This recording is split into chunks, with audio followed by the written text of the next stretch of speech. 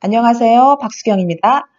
오늘 제가 읽은 책 중에서 골목길 자본론이라는 책을 소개시켜 드리겠습니다.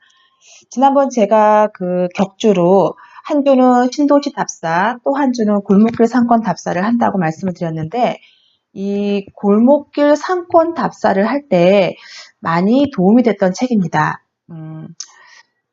총 책에서 7장으로 나눠져 있는데, 오늘은 그 첫 번째 장에 대해서 간략히 여러분께 소개시켜 드리겠습니다. 일단 골목에 대한 설명에서 우리나라 표준어 사전에서 골목이란 큰 길에서 들어가 동네 안을 이리저리 통하는 길이라고 정의를 하고 있다고 합니다. 그럼 과연 우리가 좋아하는 골목길이란 어떤 길일까요? 골목길 문화는 1990년대 중반 홍대를 중심으로 시작해서 삼청동, 가로수길, 이태원 등으로 확산이 되었다 그러고 2000년대 골목 상권의 부활은 1960년대 이후로 대세에 자리 잡은 주거와 쇼핑의 단지화에 역행하는 새로운 변화였다고 합니다.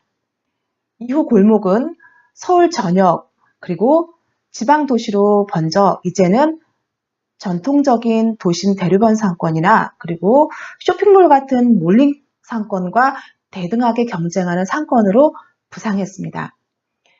그럼 우리가 좋아하는 골목길은 어떤 길일까? 보통 걷기 좋은 골목길은 자동차가 다니지 않거나 다녀도 혼잡하지 않은 1차선 또는 2차선 도로를 가리키는데 그 길은 대개 3층 미만의 낮은 건축물로 둘러싸인 이면 도로일 가능성이 높다고 합니다. 걷고 싶은 거리는 대로와 신호등에 의해 발걸음의 호흡이 끊이지 않는 골목과 골목이 계속 연결되는 길이 좋은 길이다라고 작가는 말하고 있습니다. 우리는 놀거리, 살거리, 그리고 풍성한 볼거리가 가득한 골목을 좋아하죠. 건축가 유현주는 소비자들이 골목 안의 상업시설의 매력을 느끼는 이유는 골목길의 밀도와 우연성으로 설명한다고 말하고 있습니다. 즉, 고유의 정체성과 진정성이 있다는 얘기죠. 여유롭게 걸으면서 흥미로운 작은 가게들의 특색을 즐길 수 있는 그런 길. 골목의 길이와 동네의 크기와는 중요하지 않습니다.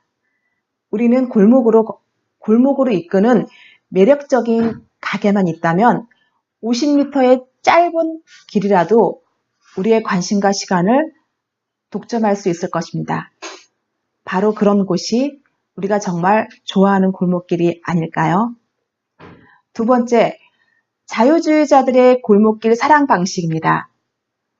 여기서 작가는 골목을 여행한다는 것은 10m 이내의 작은 공간에서 오래 머무는 것이다 라고 혼자일 때 더욱더 매력적인 여행, 머물면서 체험할 때 그 매력을 제대로 느낄 수 있기에 게스트하우스 같은 숙소가 있다면 좀 더 여유 있게 하루 종일 골목 문화를 즐기라고 말하고 있습니다.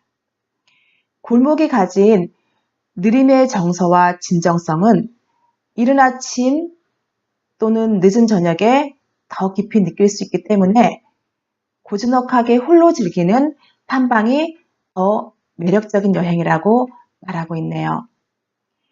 영원하지 않을 골목의 가게를 사랑하는 방법은 단순합니다. 순간의 만남과 거래를 최대한 만끽하는 것이지요.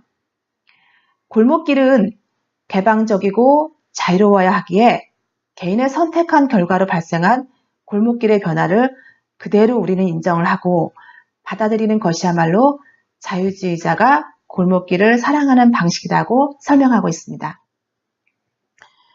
골목길에 왜 경제학이 필요할까요?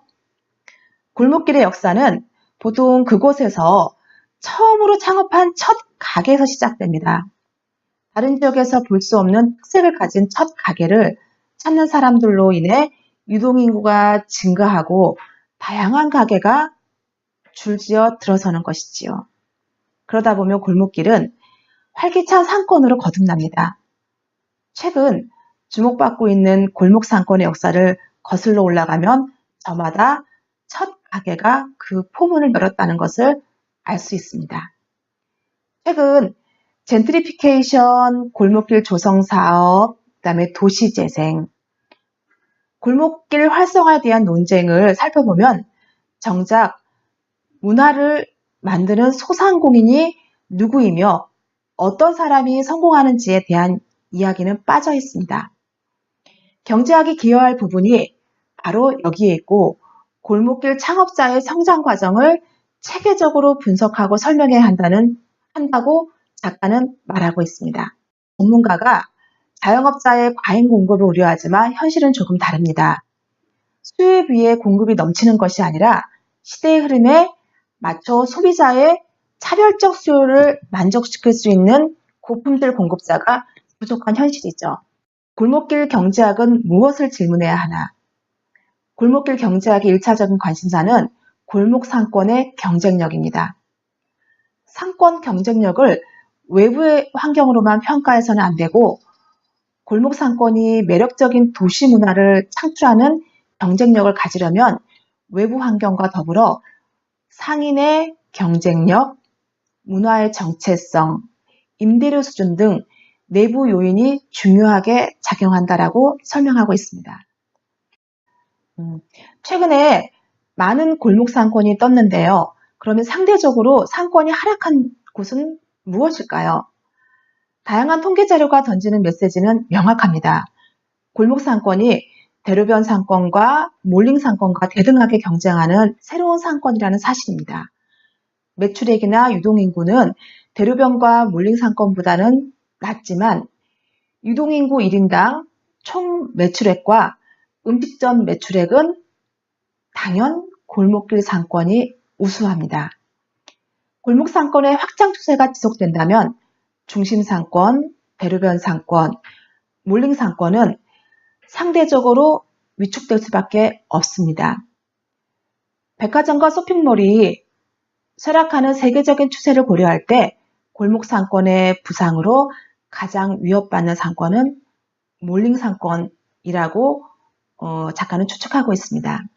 네. 어떻게 여러분 재미있게 들으셨나요? 재미가 있었으면 다행이고 재미가 없었으면 다음 시간에 더욱 재미있게 설명해 드리도록 하겠습니다. 잠시 제가 책을 읽다가 좀 인상 깊은 구절이 있어서 읽어드리도록 하겠습니다. 골목에는 예나 지금이나 변함없이 서민이 살아가는 공간, 해가 드는 큰 길에서 볼 수 없는 생활이 숨어 있다. 고독하고 덧없는 삶도 있다. 은거의 평화도 있다. 실패와 좌절과 궁핍의 최후 보상인 태만과 무책임의 낙원도 있다. 서로 주어 어쩔 줄 모르는 신혼살림이 있는가 하면 목숨 건 모험에 몸을 맡기는 미래도 있다. 골목은 좁고 짧기는 해도 풍부한 멋과 변화를 지닌 장편 소설과 같다라고 할 수 있으리라. 나가이 가후 지음 계단을 신고 어슬렁어슬렁 중에서. 네, 이만 마치도록 하고요. 오늘도 여러분 행복하고 즐겁게 보내시기 바랍니다. 감사합니다.